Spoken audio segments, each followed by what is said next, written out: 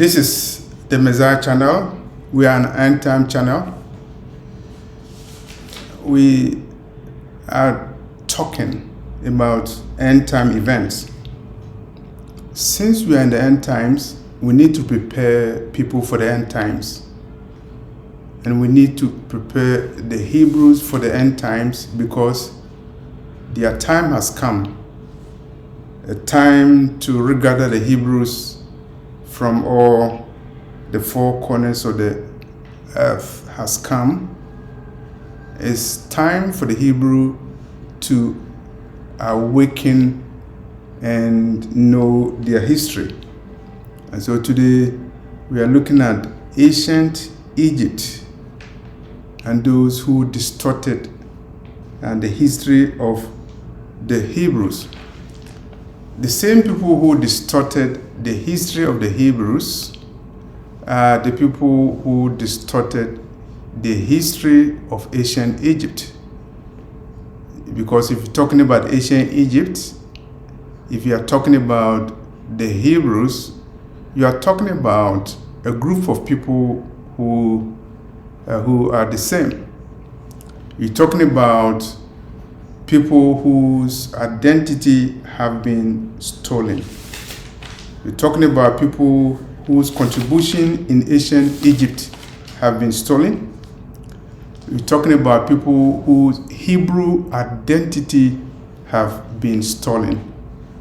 I'm dedicating this video to Professor Molefe Kete Asante. For those who don't know him, he is an African American, and he is the first person to establish a PhD program in African Studies in the United States. I met Professor Molefe Kete Asante some time ago at Temple University when I attended a conference, African Heritage Studies Association.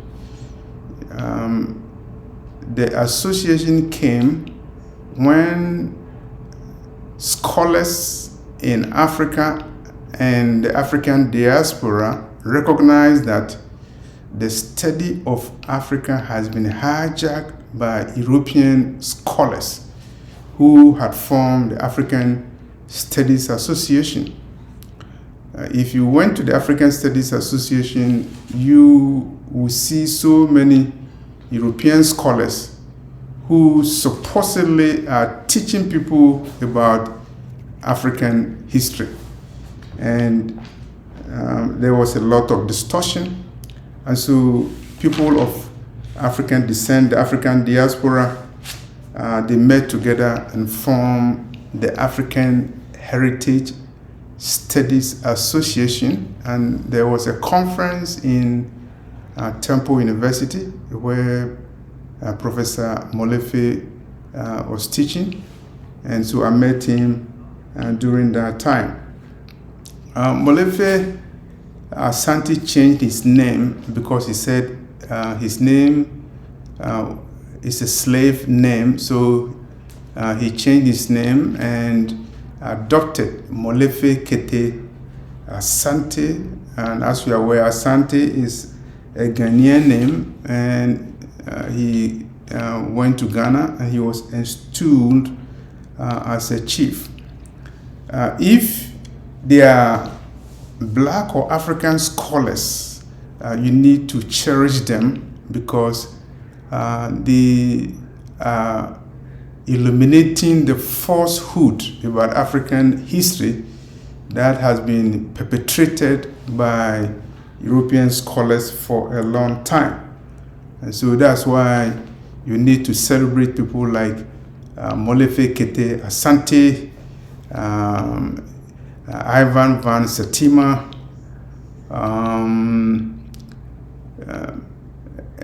Marcus Garvey, Kwame Nkrumah, Anta-Diop, Sheikh Anta-Diop, and other people who have helped in actually promoting African studies and African history.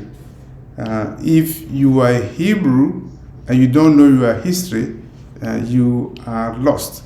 And so let's go into our discussion, ancient and Egypt. Molefe Kete Asante, the professor, is saying that for 100 years, there was an encyclopedia that classified Egypt as non-African for 100 years. And that changed when later on those who classified Egypt as Semitic, they changed their classification and they classified Egypt as African. So for over 100 years, the so-called Egyptologists didn't want to classify Egypt as African, because to do that, it means they will acknowledge that the civilization that occurred in Egypt was an African civilization, a Negro civilization, a black civilization.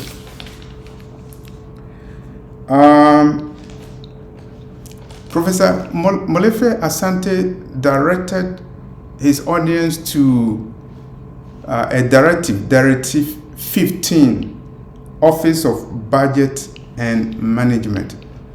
There's an office in the United States called the Office of Budget and Management, and it is responsible for classifying people into races, whether you are black or you are white. And the Office of Management and Budget has Directive 15, and they classify who is a white person. Who is a white person? A person having origin in any of the original people of Europe, North Africa, or the Middle East. So if you are in America, you are filling a form, and you have to identify yourself, whether you are African, whether you are black, whether you are white. If you say you are white, it means you are a person having origin in any of the original people of Europe, North Africa, or the Middle East. And Egypt is considered Middle East in America. It's not considered part of Africa. And so Professor Molefe Asante referred to a case where a black man from Egypt, his name is Mustafa Hafne, was a black man from Egypt. He came to the United States. He was filling a form, and they said, "Who are you from?" He said, "I'm from Egypt." And then he said, "Then you are white. If you are from Egypt, it means you are white." And the man said, "No, I'm a black person, I'm not white." So the man wrote a book. The title of the book is "I Am Not a White Man." And it's very interesting because the mere fact that you are from Egypt means that you are white. Because they are looking at the majority of people who are living in Egypt now, they are white. But that doesn't mean that the original people of Egypt were white people. The truth is that the original people in Egypt were black people. The truth is that the civilization that occurred in ancient Egypt was a black civilization. There were black people who created the civilization that was the most sophisticated in the world at that time. Professor Asante, Molefe Kete Asante, also draw his audience attention to a fact.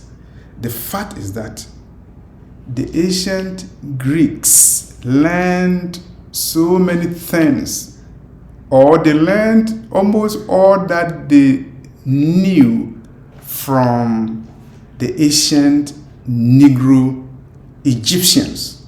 And what did they learn? They learned geometry, they learned mathematics, they learned medicine, they studied law, philosophy, astronomy, and religion from ancient Egyptians. And there's a Greek philosopher, Strabo. He wrote a book, Geography, and he's saying that geometry came from Egypt. Mathematics came to the Greeks from ancient Egypt, the Negroes. The first Greek philosopher was Thales, Thales. And he came before Aristotle, he came before Socrates. Thales had no instructor except the Egyptian priests with whom he spent time in Egypt. What does it mean? It means that the first Greek philosopher, Thales, he was instructed in Egypt. The first great Greek philosopher, Thales, was instructed by Negroes. And Herodotus, quote unquote, the father of history, also says that divination was acquired from Egypt. Divination, religion, was the Greeks acquired that from the ancient Egyptians. All these facts have led to people recognizing the contribution of Negroes to world civilization, particularly the ancient Egyptian civilization. And that led to someone writing a book, Stolen Legacy. So if you Google the book Stolen Legacy, you can have access to that. Professor Molefe Asante also was quoting a book written by a lady by name Flora Lugard. Flora Lugard, the wife of Lord Lugard. For those who know West African history very well, particularly if you are from Nigeria or Ghana, there was a colonial administrator called Lord Lugard. He was a British colonial administrator who worked in Ghana and also in Nigeria, and he's very popular. And he had a wife, and the wife's name is Flora Lugard, and Flora Lugard wrote a book, Tropical Dependency. The book was written in 1906, and there is a quote from the book: "The influence of civilization spread from Ethiopia to ancient Egypt and thence to Europe." Wait a minute, what am I saying? What I'm saying is that the wife of a British colonial administrator in West Africa wrote a book in 1906. She was a British woman married to the British representative of West Africa, the colonial governor in Nigeria, and is saying that the influence of civilization, world civilization, spread from Ethiopia and then went to ancient Egypt before it moved to Europe. If you get a hold of the book, Tropical Dependency, you can look at the citation in page 226. Professor Molefe Kete Asante also talked about the various invasions of ancient Egypt. The original people in ancient Egypt were black, they called themselves Kemet. Kemet means the black land, black people. And there have been so many invasions. And we have the Assyrian, the Persian, the Greek, the Roman. And know what? It was 639 AD when the Arabs came to Egypt. So the Arab people, the white people that you see in Egypt are not the original people in Egypt. And so if a white Arab man from Egypt comes to the United States and he's filling a form and the American government is telling him to identify himself as a white person because he comes from Egypt, that doesn't mean that the original Egyptians were white people, because historical record shows that the time that the Arabs, white people, came to Egypt was 639 AD. And at that time, according to the wife of Lord Lugard, the leading race of the Western world was a black race. Oh, the wife of a British colonial administrator, Lord Lugard, is saying that there was a time that the leading race of the Western world was a black race. And I'm concerned why she would say the leading race of the Western world. Was she talking about the whole world? Was there a time that the black race was the leading race in Western Europe? No. The leading race in the world at that time was the black race. Nasser became Arab leader of Egypt. President Gamal Abdel Nasser. And he himself knows that the original people in ancient Egypt were black people. Gamal Abdel Nasser was also aware that the Hebrews who left Palestine, they were black people. That's why Gamal Abdel Nasser, the first Arab leader, was so angry when he said that they left Palestine as black, but they came as white. This is one of the reasons why Gamal Abdel Nasser did not want to deal with the people of Israel, because he was aware that the original Hebrews were black people, Negroes.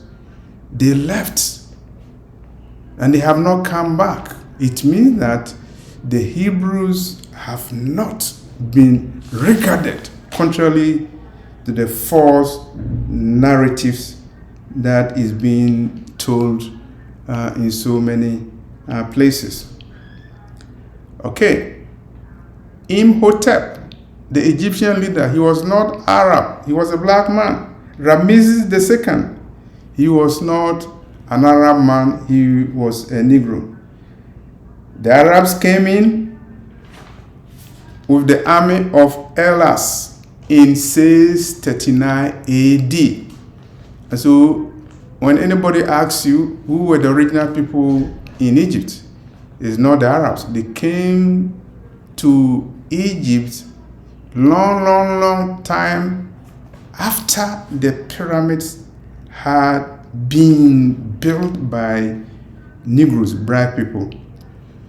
They conquer the land and conquer people's minds. See, that is the strategy of the oppressor. When they conquer your land, they have to conquer your mind, and they have to change your history, and so that they will give you falsehood for you to believe a lie to be the truth. And that is why the Arabs in Egypt, they don't respect the antiquities of ancient Egypt, because they know that the antiquities of the ancient Egypt is related to the ancient Egyptians who were Negroes. Khufu, the pyramid of Khufu, was built 200 years before the arrival of the Arabs. What does it mean? It means that when the pyramid of Khufu was being built, the Arabs were not in Egypt, because the pyramid was built by Negroes. So that is the history of ancient Egypt for you. And you need to cherish the scholars and those who are preserving the true history of Africa and the African diaspora, because these are the people who are preparing you for a time that is coming when the Messiah will gather people whose skin color is dark, who were dispersed to all the four corners of the earth. And those people will be surprised because they wouldn't know their history. Their history has been distorted. To awaken the Negro, to awaken the Hebrew, you need to awaken him for him to know his real history. If he knows his real history, then he will accept his identity, his Hebrew identity. If you don't know your history, it means somebody is controlling your history. Somebody is telling you your history. Somebody is controlling your mind. And that person will be able to steal your legacy. And at the time of making this video, the legacy of the Negro as a Hebrew is stolen. At the time of making this video, the legacy of the Negro as the source of civilization, as the initiator of the civilization that occurred in ancient Egypt, as the builder of the pyramids, that history is stolen.